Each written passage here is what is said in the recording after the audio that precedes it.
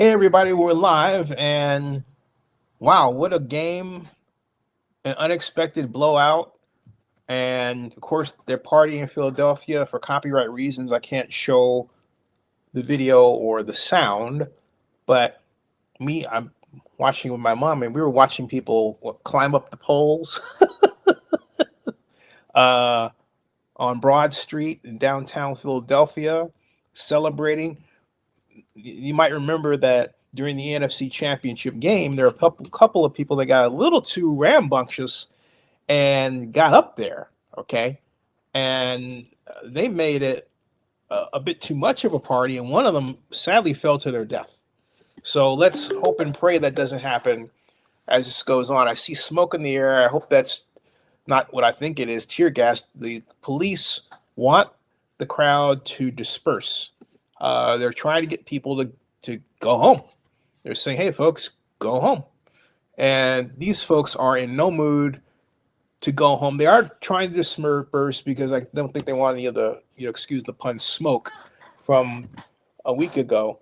But they're happy. I mean, 3 years ago, 2 Super Bowls ago, the fact of the matter is that the Eagles lost to the Chiefs in the fourth quarter, the last minutes, and the Eagles had outplayed the Chiefs for much of that game until it mattered the most, and the Chiefs made the right combination of plays. This was totally different.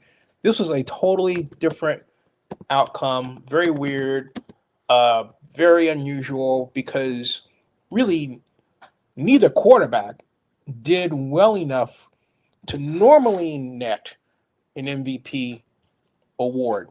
But Jalen Hurtz did just enough to score it. He was the field general. He wasn't the spectacular thrower. He was the great runner.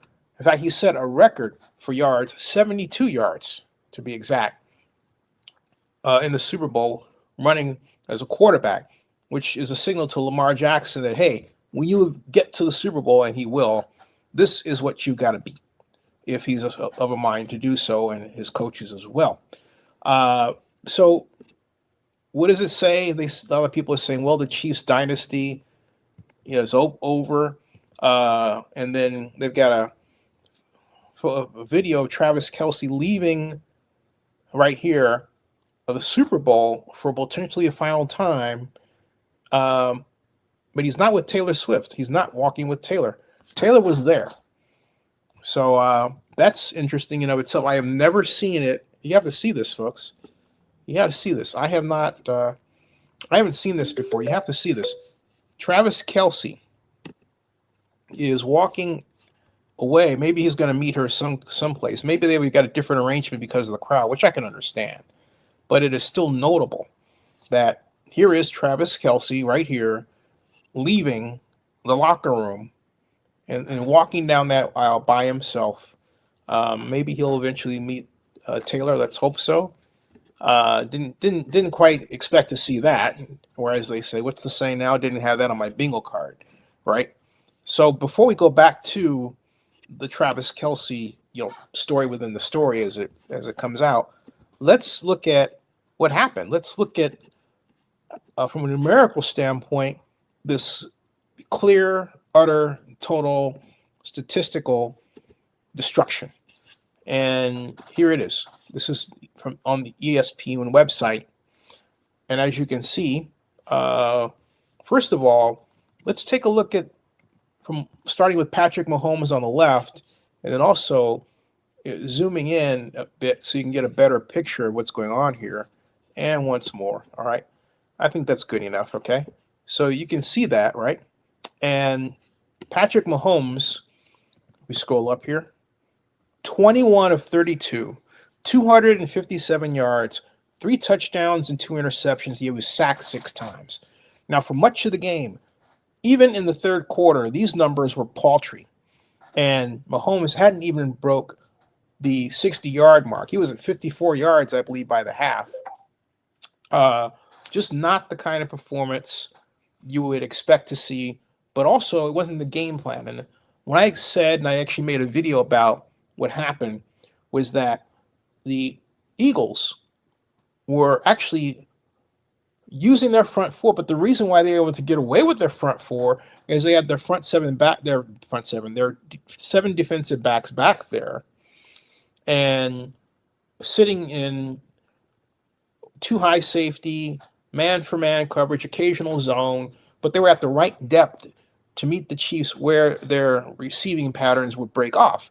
It's like they really analyzed what the Kansas City Chiefs were more likely to do offensively, and they designed a defense to defend that set of expectations. And the Chiefs didn't deviate away from those sets of plays, those expectations, and so the Chiefs played right into the hands of the Eagles' defensive game plan.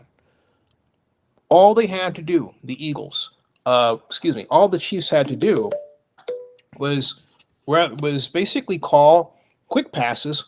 And if you see that the defenders are way back, like 8 yards back, where they're free or in playing zones or covering an area if they're safety, guess what? Just tell your receiver to just break off your pattern by 50% and turn around and throw it to him. Because the rush was killing them. And the amount of time that Mahomes was trying to use to look for his receivers, the Eagles line wasn't going to give it to him. They knew that they could basically bull over the Kansas City Chiefs offensive line because of their pass blocking technique, or arguably lack thereof, and push. And you'd say, how does that happen? That happens when a team retreats in terms of pass blocking rather than what I call the fight blocking, where you're actually firing out on defenders and slowing them up, or you're running play action to get them to stop and notice the run and then throw. The Chiefs were not doing that. The Chiefs didn't have like the classic quick slant. And it was really an exercise in what the heck are you doing? They had a game plan that started out with the promise of using that kind of approach with their first play. Okay. But remember that quick pass? But they very rapidly got away from it. It's like they had a small repertoire of plays to do that as opposed to 20 or 30 that they can count on. Very puzzling indeed. Very puzzling. Now, Jalen Hurtz was 17 of 22, 221 yards, 2 touchdowns, 1 interception. He was only sacked twice. On top of that, rushes. Mahomes, 4 carries for 25 yards. Jalen Hurtz, 11 carries, a record 72 yards for a Super Bowl quarterback, 1 touchdown with his longest game being 17 yards. He outgained Saquon Barkley, which the Chiefs did an excellent job of zeroing in on stopping.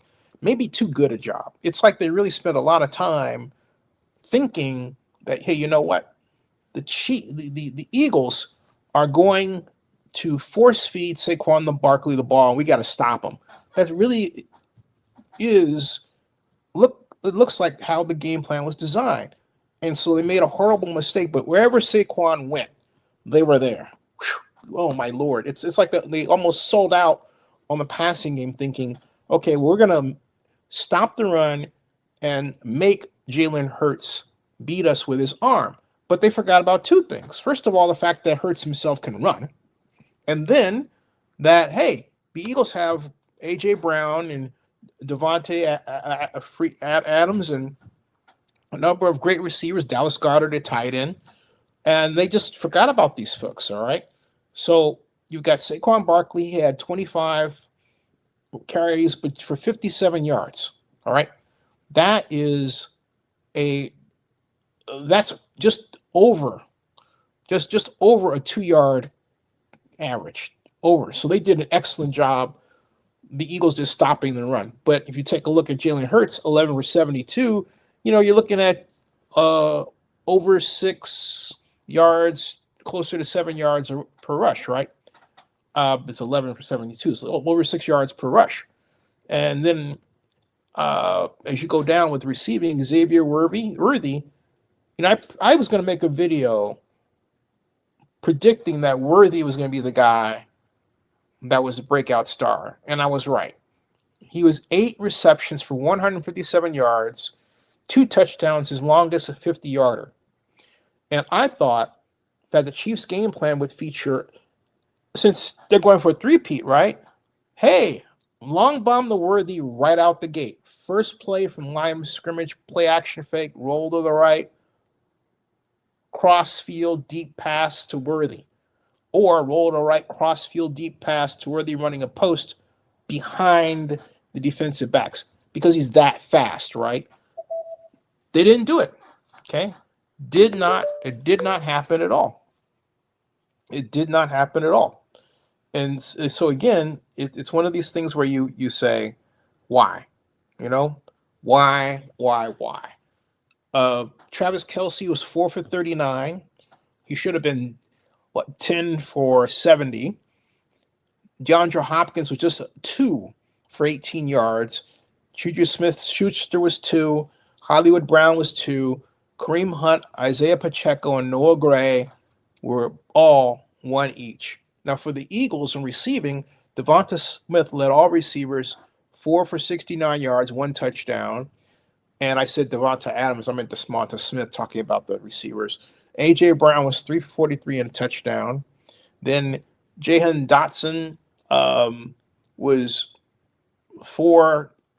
2 for 42. Saquon Barkley, 6 for 40. Dallas Goedert, 2 for 27. Johnny Wilson, 0 for 0. Fumbles, Patrick Mahomes had 1 fumble and he lost it. Creed Humphrey had another. Mahomes also had the aforementioned 2 interceptions. On top of that, so he turned the ball over 3 times. Did Patrick Mahomes? Milton Williams had no fumbles. He had a fumble recovery for the Eagles. And on defense, True Tranquil led all defenders. Number 23, the linebacker there, led all defenders, the man from Notre Dame, with 11 tackles. Yeah, 11 tackles. And 7 solo, 1 sack. Nick Bolton followed with 9 for 4. Justin Reed, 7 for 5. Chamari Corner, 6 for 3. Trent McDuffie, 5 for 4. Tershawn Wharton, 5 for 3. Mike Pinnell, 5 for 2. George Kathartis, 4 for 3 with 1. Brian Cook, 4 for 3. Neil Chenal, 4 for 3. Charles Lemieux, 3 for 2. And a whole host of other Chiefs with 1 stop each. Now, for the Eagles, Zach Braun, 7, solo 3. Josh Sweat, 6, solo 2. Warren Bucks, 5 for 3. Milton Williams, 4 for 3. Cooper DeJean, 3 for 3. C.J. Gardner-Johnson, 3 for 1. Reed Blankenship, 3 for 1. Jordan Davis, 2 for 2. Darius Slay, 2 for 2. Mojo Ojumbo, 2 for 2. Kenneth Granwell, 2 for 2. Jelix Hunt, 2 for 1. Brandon Graham, 1 for 1. Jeremiah Trotter, 1 for 1. Rick Lovato, 1. Will Shipley, 1. And then 4 others with no tackles whatsoever. No tackles. So that's how it breaks down in terms of that overview. Now, let's see if we can get a beat on such interesting things as, time of possession before we, and other statistics of that kind before we continue on to other points of discussion real quick. Team stats. First downs. Eagles had 21, Chiefs 12. That was 11 by passing, 7 by rushing for the Eagles, 11 by passing for the Chiefs, 1 by rushing. First down from penalties, Chiefs had none, the Eagles had 3. Particularly with that stress where it seemed like the Chiefs defense was really willing to just give up the score and the game to the Eagles. Fourth down efficiency, both teams 0 for 1. Total plays. The Eagles ran off a whopping 70 plays versus 49, just 49 for the Chiefs. And that also marks the biggest difference. Because the Eagles' defense was able to get the ball back, because the Chiefs' offense wasn't playing smart, quick passing offense, guess what? They had to give up the ball sooner, sometimes by interception, most of the time by punt or loss of down. Total yards for the Chiefs, an uncharacteristic 275 yards, 13 total drives for both teams, yards per play. The Chiefs, 5.6. They actually had more yards per play than the Eagles, but remember, the Eagles had vastly more plays. And passing, the Chiefs had 226 versus 210 for the Eagles, 21 to 32. And I basically, these passing yards are actually, for the most part, those are the starters. And so rushing, Eagles 135 yards, 49 yards for the Chiefs, and defensive special teams turnovers were 1. The Chiefs had 1 fumble, 2 interceptions thrown, no interception, and 1 fumble for the Eagles. And that breaks it down, by the way. There wasn't a breakdown in terms of total plays, rushing versus passing, but you could have to cobble that together by the individual stats, because it's not in the team stats area. If we go back to the box score, I think we would be able to have some idea, because there are 11 carries or 11 calls. Well, it breaks down like this. The Eagles ran the ball 45 times. The Chiefs ran it 11 times. That's the difference.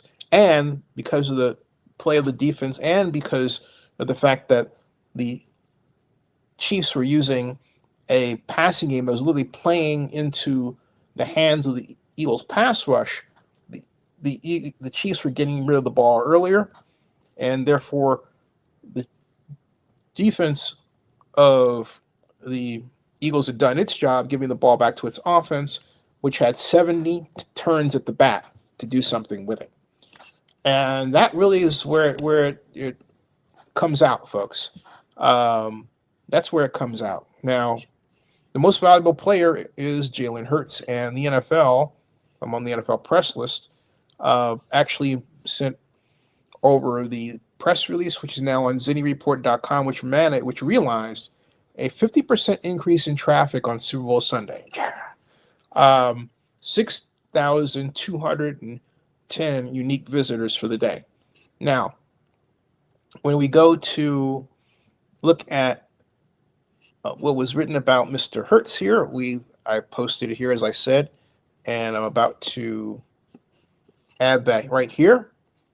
I stop the screen and share the screen with you right here.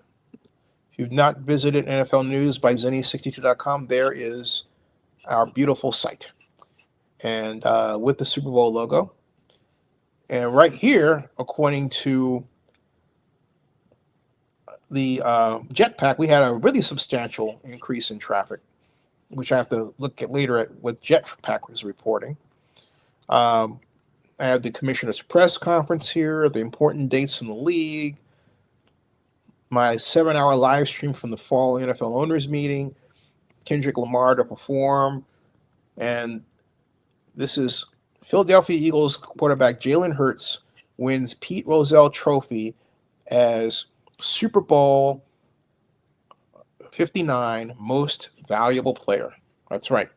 So you click on it and it opens up like this, and we can read it together. It reads like this. New Orleans, special to NFL News by Zenny62. Philadelphia quarterback Jalen Hurtz was voted the winner of the Pete Rozelle Trophy awarded to the Super Bowl 59 most valuable player. Hurtz completed 11 of 22 attempts for 221 yards and 2 touchdowns with a 119.7 passer rating, and added 72 rushing yards and 1 touchdown on the ground in the Eagles' 40 22 victory over the Chiefs, the most rushing yards by a quarterback ever in a Super Bowl. It marks the 34th time that a quarterback has been named Super Bowl Most Valuable Player. Hurts became the 5th quarterback ever with multiple touchdown passes and a rushing touchdown in a Super Bowl, joining Ken Anderson, Super Bowl 26, Pro Football Hall of Famers Brett Favre, Super Bowl 31, and Joe Montana, Super Bowl 19, and Patrick Mahomes, of course, in Super Bowl 24. 54, excuse me. Hurts who had 304 yards passing and 70 rushing yards in Super Bowl 58, is the first quarterback, Super Bowl 57, I'm sorry. Is the first quarterback ever with at least 200 passing yards and 50 rushing yards in multiple Super Bowls. He also became the 3rd quarterback with a touchdown pass and a rushing touchdown in multiple Super Bowls, joining Pro Football Hall of Famers John Elway, Super Bowl 21 and 33, and Joe Montana, Super Bowls 16 and Super Bowls 19. The award is chosen by a panel of 16 media members, broadcast panel analysts, media from New Orleans, Kansas City, and Philadelphia, Pro Football Writers of America appointed pool reporters that have attended team practice sessions during Super Bowl week, past Football Writers of America presidents, at-large members of the national media, and fans interactively through the National Football League's official website, NFL.com. So congratulations to Jalen Hurtz, winner of the Pete Rozelle Trophy as Super Bowl 59 Most Valuable Players. Well deserved by him. So folks, I'm going to take this time, since there don't seem to be any questions or comments, to go back and go through my NFL files from the Super Bowl. We have a special little file over here you can go to and see what else the NFL has posted regarding any other quotes, comments, and superlatives from Super Bowl 59. Please, if you haven't done so before, subscribe to Zenny62 on YouTube. And please bookmark NFL News by Zenny62.com. Really proud of my site, particularly as it performed during Super Bowl week. Thank you again. Thank you so very much, and God bless you. That ends the stream.